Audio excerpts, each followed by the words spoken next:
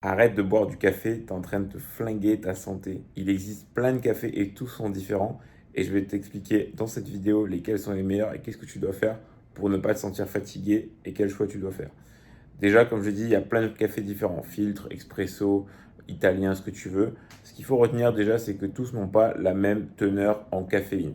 Et oui, et c'est ça le truc principal, parce que quand tu bois du café, en tout cas pour ne plus être fatigué, c'est la teneur en caféine qui est maître. Après, tu peux aussi boire du café pour le plaisir, mais ça, c'est autre chose. Donc, ce qu'il faut que tu saches déjà, c'est que le café filtré, c'est celui qui a la plus grosse teneur en caféine.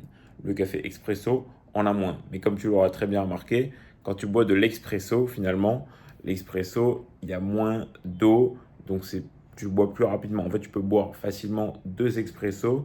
À contrario, tu boiras difficilement un gros bol de café filtre.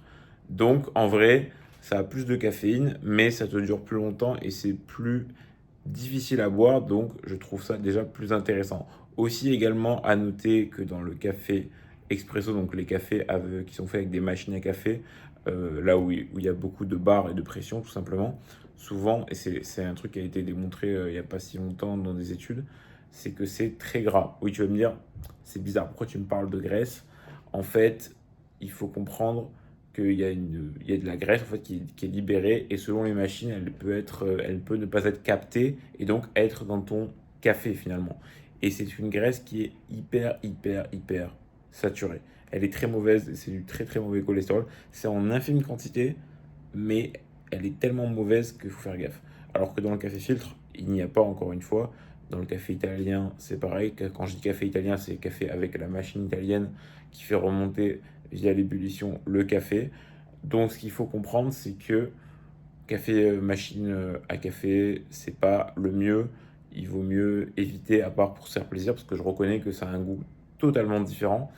Mais voilà, encore une fois, si tu as une machine à café chez toi, je te recommande pas de t'en faire tous les jours, parce que sinon, malheureusement, voilà, parce que j'ai dit, on les enchaîne plus facilement, sont plus faciles à boire. Et aussi, on a plus tendance à faire des cappuccinos avec du lait et tout, donc ça rajoute en plus de la matière grasse. Bref, c'est pas recommandé. Maintenant, un autre truc, c'est ne bois pas de café, s'il te plaît, tous les matins, ou du moins, ne le bois pas dès que tu te réveilles. Pourquoi? Parce qu'en fait, tu penses que tu as besoin du café pour te réveiller, mais en fait, tu n'as pas besoin du café pour te réveiller tout de suite. En fait, ton corps, il va se réveiller tout seul avec le temps. Il faut lui laisser le temps de se réveiller, prendre un peu de lumière, tout simplement peut-être t'hydrater également. Enfin bref, faire juste laisser 1, 2 heures, mettons, allez, au moins 1 heure. Franchement, 1 heure pour te réveiller.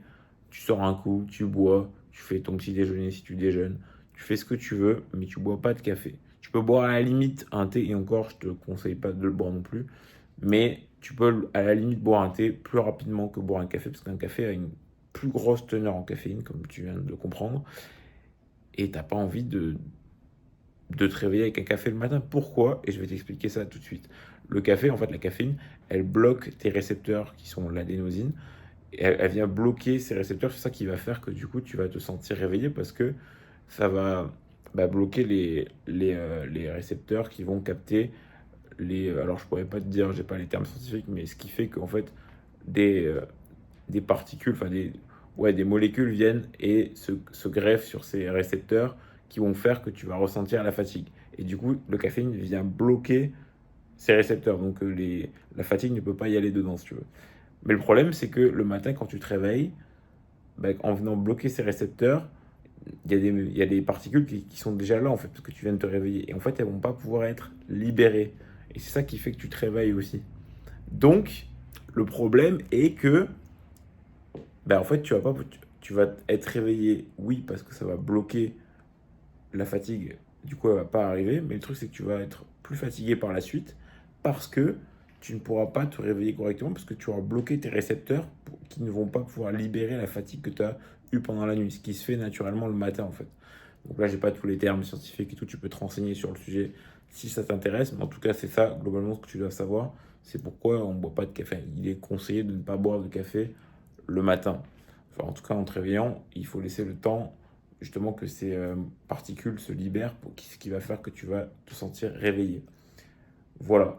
Donc, encore une fois, je dénigre pas le café, j'adore le café, j'en bois. Je préfère le café filtre, mais ça m'arrive. Enfin, je préfère.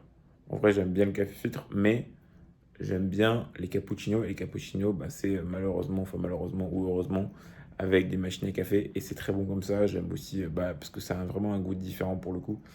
Mais voilà, il faut savoir aussi se limiter. Et le truc, c'est que c'est hyper facile, surtout dans les milieux, je trouve, pro, dans les boîtes. Moi, par exemple, j'ai une machine à café au boulot. Bah, c'est trop facile d'aller à la machine à café et d'enchaîner des cafés. J'en vois plein qui en enchaînent 3 4 5 6 7 dans la journée. Et là, moi, je pense que tu dois rester à 2 cafés, allez, 3 grands max. Et quand je dis café, donc c'est machine à café, donc expresso ou café filtre. Mais si tu dépasses, c'est-à-dire si tu bois plus que 5 expresso, bah là, tu es déjà dans le rouge pour moi.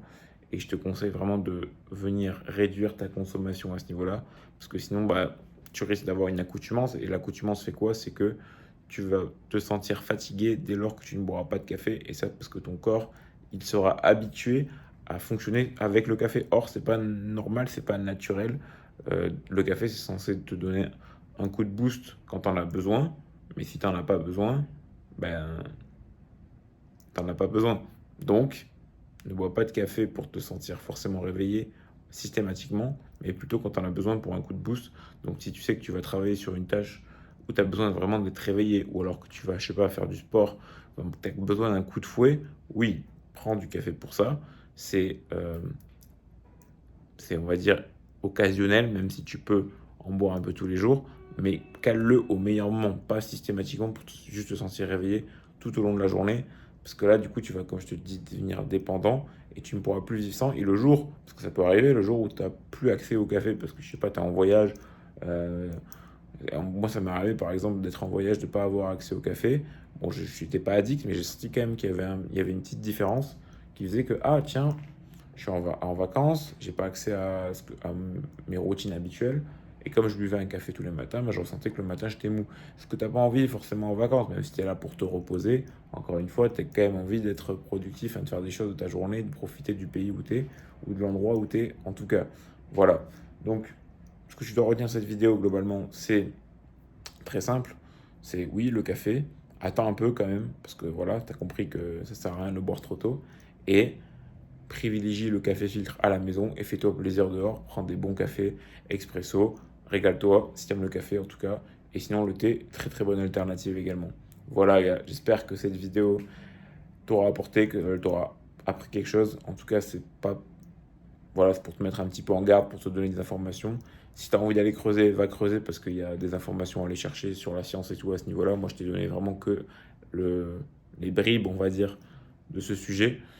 Je pourrais documenter ça un peu plus en détail, mais bon, ça demanderait des recherches et tout. Mais je pourrais le faire. Voilà, si tu as aimé la vidéo, n'hésite pas à le mettre en commentaire, à mettre un like, t'abonner, ça fait super plaisir. Et je remarque tout ça et je réponds à tous les commentaires. Allez.